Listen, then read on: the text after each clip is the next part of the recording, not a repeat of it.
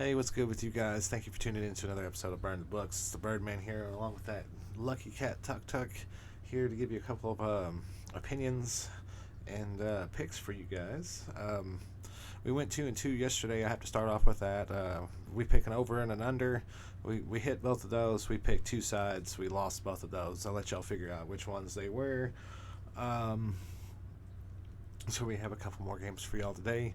Oh, and I also went. I went 2-1 on NBA picks as well. So I mean, if you follow me all the way around, we made zero point 0.7 units, which does mean that's better than losing. But like I said, I'm trying to be better about it. So I'm so today. We have the Green Bay Packers are playing against the Dallas Cowboys. Dallas Cowboys are -7 at home. The over/under on this game is 51 points. Jair Alexander and Christian Watson are both questionable for this game, and A.J. Dillon is doubtful. On the Dallas side, Deuce Vaughn has been added to IR, but he's the only recent addition other than, the Diggs and everybody else that's been missing already up to this point. Both teams are 2-3 against the spread over their last 5 games, and one crazy stat I thought of, that I found when I was doing my research is that Dallas has lost 9 out of 10 of these matchups straight up, and that's including the playoffs. And I know everybody's going to be like, oh, but that was Aaron Rodgers. But the first game of the Jordan Love era was also a win for Jordan Love and the Green Bay Packers. The difference is that they had to grind out the end of the season. They had to win the last 3 games to get into the playoffs. Period. And they're 9-8 as opposed to the Dallas Cowboys. They have pretty much steamrolled pretty much everybody that they played at home, with the exception of the Detroit Lions. I think that's the only spread they didn't cover. It's been a different season, and I came in here prepared to tell everybody that Dallas -7, that's the way to go. But I mean, one thing that I have to tell you that this comes down to is coaching. And I've told plenty of people, my friends that know me know that I am not a Mike McCarthy fan. I have stated several times that I felt like Aaron Rodgers won his Super Bowl despite him, not because of him. Because I feel like if Mike McCarthy was that guy, I feel like Aaron Rodgers would have had more rings than just one. So here we are going into another Dallas Green Bay game, and it's a game that Mike McCarthy's won multiple times, but since he's been on the Dallas Cowboys side, he hasn't won on that end either. So I'm not going to tell you to take the money line on Green Bay, and I'm not going to tell you to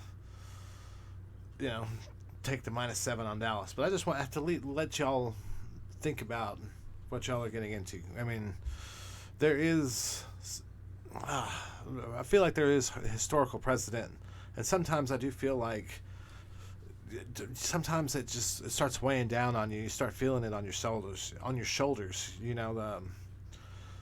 I feel like this might be the time for Dak to get the Green Bay Packers out of his field of vision finally. So I'm going to tell you guys to take the Dallas Cowboys -7 points in this game. And I'm going to tell you to take the overs in this game as well, because if they come out swinging, they're going to really come out swinging. And I think it's going to get out of hand early. And, Dallas -7 points. We're going to take the overs in this game. The second game that I have for you guys is the LA Rams are on the road against the Detroit Lions. Both teams are 4-1 against the spread, and the Rams, they've actually won 7 out of 8 games to get to where they're at right now. Their one loss in this string of games was also a cover. It was against the Baltimore Ravens, but they're 6-8 against the spread. Over those 8 games, there's a few things that I have to factor into what I'm about to tell y'all. One, everybody knows that these two quarterbacks are traded for each other, and you know they've won the same amount of games, and you know all the stats. You've seen them all online, and but I do have to tell you, you know the Lions they have not won a playoff game in 31 years, and that's a huge deal, you know. Sometimes, I mean, you feel like you're about to overcome it, and then you don't, and you know it's another year of disappointment, and I mean sometimes those add up. Another thing I want to point out to y'all is that Sean McVay has a lot of playoff experience. He lost a Super Bowl and he's won a Super Bowl. He's won a Super Bowl with Matt Stafford, and he's turned some guys. I mean, it's amazing what the Rams have done without having first round draft picks. You know, for all these guys that they've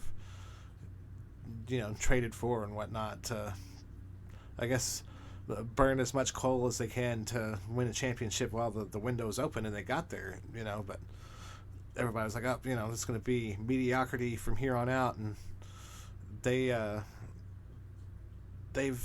been. I mean, they found Puka Nacua in the 5th round this past year. They got Kyron Williams in the 2nd round last year. Kobe Turner, they got him in the 3rd round this year, and I mean, if it wasn't for Will Anderson, he'd probably get Defensive Rookie of the Year. I mean, he still might, if you've been paying attention and know what's been going on. So, the one I'm going to tell you guys, I feel like the overs are the play in this game. I think that there's going to be a lot of points scored in this game, and I feel like one team is going to be chasing the other. So that's the one that I feel like the overs. I feel like are. I don't like to use words like. I don't like to use words, but I mean I feel like it's safe is a good word. And then. All right, so the Detroit Lions, after that stunt that they did in Dallas, I've told several people this, that, Coach Campbell, I used to think that he was everybody's seen the meme of him carrying his balls around in a wheelbarrow, but I was like, man, after that, going for that 2-point conversion from the 7-yard line, and then again from the 3.5-yard line, like I was like, man, maybe he huffs paint. Like, I don't really know what was going on in that deal. I mean, everybody said seeding wasn't a factor, but here we are. The playoffs, they're the number 3 seed. Dallas is number 2 seed. I mean, there's a possibility that, that the first game that you're the one that goes out on the road and plays the San Francisco 49ers. Nobody wants to do that. So I'm going to tell you guys that I'm going to take the Rams plus the 3 points in this game. I'm not saying that the Lions cannot win this game. I mean, of course they can win, but I'm telling you, they have 31 years of history, and I don't want to say that any type of quote unquote curse or anything like that, but I mean, they haven't won a playoff game since Barry Sanders was in the building. I mean, who was their quarterback? Was it Andre Ware or Scott Mitchell? I mean, I was around back then, but I was a Washington fan, and I watched Washington just roll the Detroit Lions in the NFC Championship game that year. Sorry, it was before the Carolina Panthers came out, so that's my 1 year of experiencing victory on the NFL level, anyways. So yes, we're going to take the Rams plus the 3 points in this one. And then, okay, so I do have just one NBA pick for you guys. The Suns are on the road playing against the Portland Trail Blazers. And the Portland Trail Blazers, they're missing their centers, DeAndre Ayton, Moses Brown, and Shaedon Sharpe is also going to be out for this game. The Suns, they finally have Bradley Beal. They finally have Devin Booker. They finally have Kevin Durant all out there on the court. And, I mean, they've been having a rough go of it. They actually lost to the Grizzlies about a week ago. They're 2-5, or 2 out of their last 5 they've won. They've lost 3, and one of them was to the Grizzlies, and they've been going through a lot of problems themselves over there. But this is where I look for the Suns to get back on track. The Suns are an 11-point favorite, and I feel like that's a pretty good bet against the Portland Trail Blazers, who have just been getting the brakes beat off of them this season, and especially the last couple of weeks. I'm pretty sure they lost to the Oklahoma City Thunder by 60. I believe it was 62 points, maybe 4 or 5 days ago.